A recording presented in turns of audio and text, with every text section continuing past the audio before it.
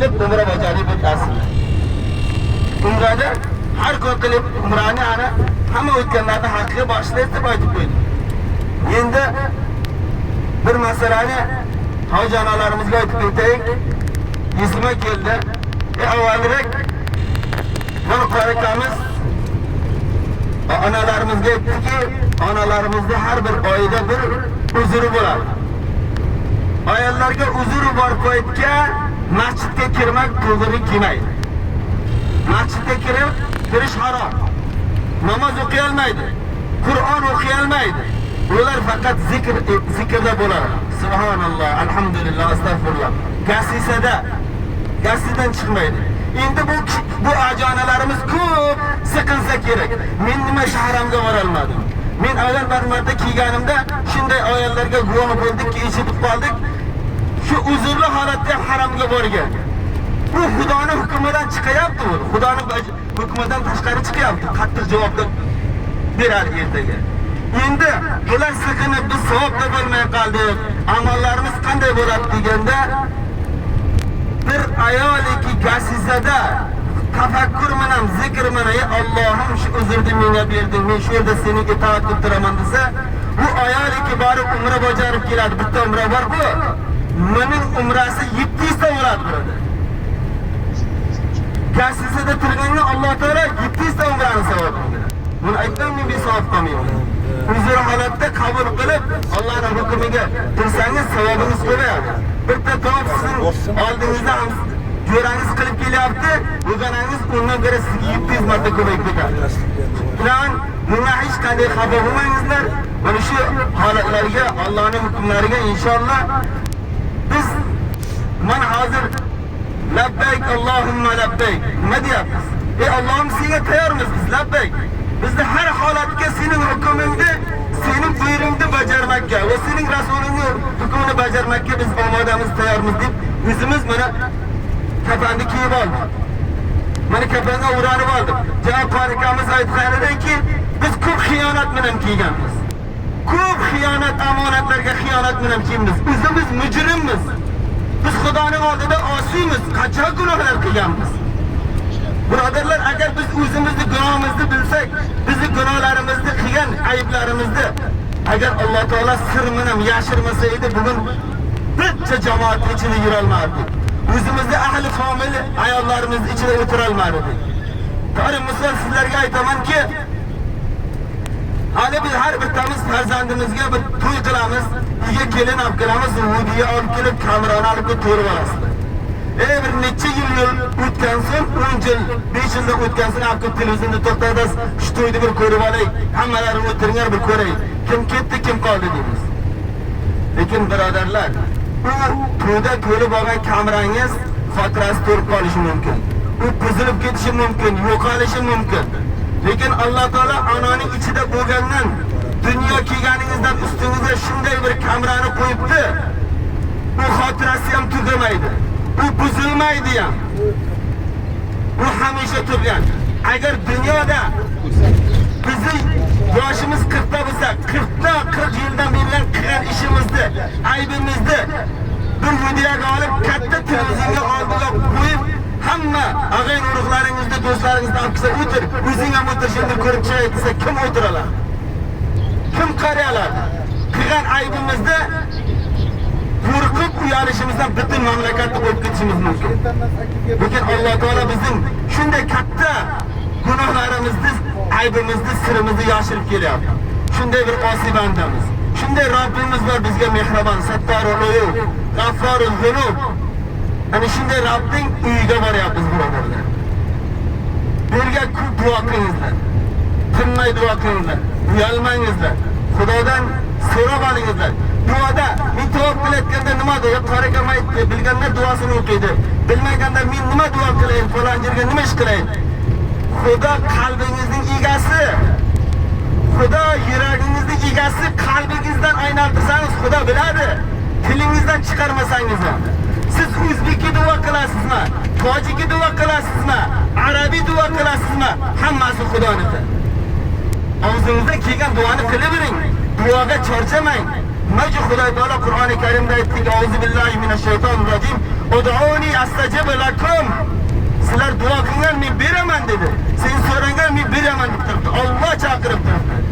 Agar bugun bizga bitta mamlakatning prezidenti yoki katta bir hokim falon ishni senga qilib beraman desa qancha xursand bo'lamiz. Xudo o'zi va'da qilyapti-ku. Sizlar duo qilinglar men qabul qilaman. Va Xudoning boshqa va'dasi nima deydi? La taqnatu min rahmatillah. Biz gunoh bilan, ma'siyat bilan bu yerga keldik. Lekin Alloh taoladan noumid bo'lmaylik.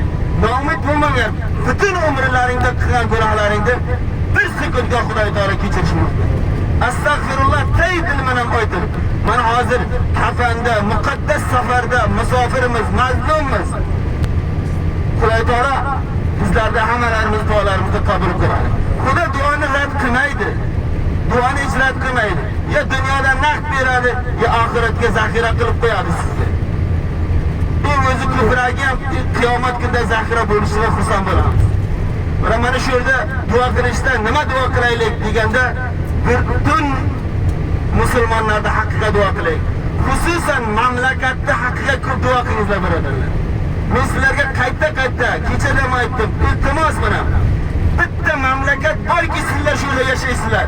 Sizlar bugun avtobusga Makkatul Mukarramaga kelyapsizlar, bitta davlat bor. Lekin shunday mamlakatlar bor, unda davlat yo'q. Mu'min musulmonlar orzudaki bitta marta shu yerga kelsa lekin bir mamlakatdan odam kelmaydi. Yurishga ruxsat yo'q, pasport yo'q. Bu mamlakat uni tanimaygan, qo'ymaydi. Qiyin. Sizlar bir soatga o'zi olasizlar. Lekin ular 2 oyda o'zi olmaydi. Shuning uchun shukrona qilib, davlatning haqqiga, O'zbekiston haqqiga yig'lab duo qilingizlar. Ey Allohim shu mustaqillik, shu ozodligimizni tog'i bizdan olmasin. Ey Alloh, men mana shu Madinatul Munawvaraga kelib ko'p xursandman, shukr qildim. Nima uchun? Menda nima amal bor? Siz bizdan nima amalimiz bor? Bizda hech qanday bir amal yo'q. Lekin albatta bizning diyorimiz O'zbekiston diyori avliyo bo'lgan. Hozir ham Xudoning avliyolari ko'p. Siz uchun kechalar tonggacha namoz ustiga ko'zini turgatgan insonlar bor. Shu erkak ayollardan. Bugun Madinatul Munawvara Masjid-i Navoiyga jirasiz, har bir qadamda o'zbek. Har bir qadamda o'zbekistonlik. Qaytib mana shu haramda Masjid-i Navoiyning xodimlari ham milisalari o'zbek deb chaqiradi. Men o'zbek deb chaqirganda xursand bo'lib ketdim. Kecha bir voqea bo'ldi. Kecha men shunday bordim, ro'zaga kirishga Alloh taolo nasib qildi. Payg'ambar sollallohu alayhi vasallamning ro'zasini oldida turibman. Vaqt o'tib ketdi. Meni chiqarish kerak. Namoz o'qiyapman. Ozon, tahajjudga ozon aytib, telefonda qo'limdan ushladi. Qo'limdan telefonda kelib olib ketdi. Hazil qil, namozingni o'qib duo qil dedi. Bir vaqt yo'q, yarim soat yo'qolib ketgan. Yarim soatdan so'ng keldim, men telefonam ketdi, shunda turibman. Lekin meni bitta to'rga demayapti. Boshqalarning to'rga demayapti. Shunda duo qilib turib, shunda chiqib keldi, o'zbek dedi, cho'p to'rgadim. Peshonamdan shunday turib o'qibman.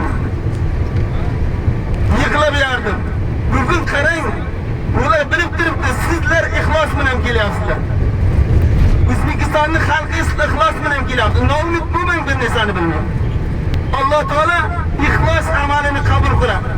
Biz butun qancha amal qilaylik, namoz o'qiylik, zakot beraylik, ihson qilaylik, ixlos bo'lmasa bo'lmaydi. Bu O'zbekistonda musulmonlari ko'p holatlardan o'zini ixlos ishlarini qo'yib, sizlar kelyapsizlar, Allohning yaxshi bandasizlar inshaalloh. Agar Xudoning yaxshi bandasi bo'lsangiz, uyiga kutib olmaydi. Hech bir mu'min, hech bir inson o'zini yaxshi ko'rgan odam bo'lsa, mehmon uyiga kutib olmaydi, bir bahona qilib javob beradi. Birantani ko'rasiz, samolyotda qolib ketadi, biranta kelolmay qoladi. Jon Qorakam aytganidek, milliard pullari bor odam bu yerga kelolmaydi. Allohning hamd sanalari bo'lsinki, bizga Alloh taolo nasib qildi. Endi bitta do'stlar, azizlar, bitta iltimos bor, hammamiz kelishib olaylik. Chiroyli onalar, chiroyli akalar, yaxshi eshitdingizlar. Mana shu yerda shayad 40 odam bo'lsak, Makkaga borganda birinchi amalda bir ijro qilamiz, erta balki bir jiga bo'lmasligimiz kerak. bir minut har kunlar Ka'baga borasiz, namoz o'qiysiz. Yarim minutlaringiz olmaydi. Allohdan qalbdan bitta so'rangizda. Xususan meni haqqimda Alloh taolo meni kechirsin. Hammaning haqqiga. Men sizlarga haqqa duo qilaman. Siz bizlarga haqqimizga. Alloh xursand bo'ladi.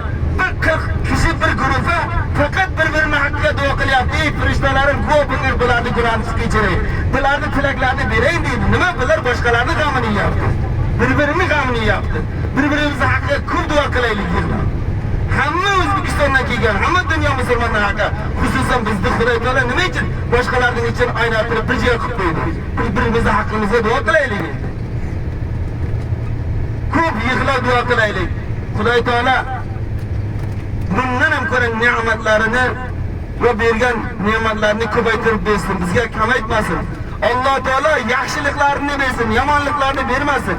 Biz shunday ummatmiz, shunday musulmon ummatimizki, musibat sinovlarga chiday olmaymiz.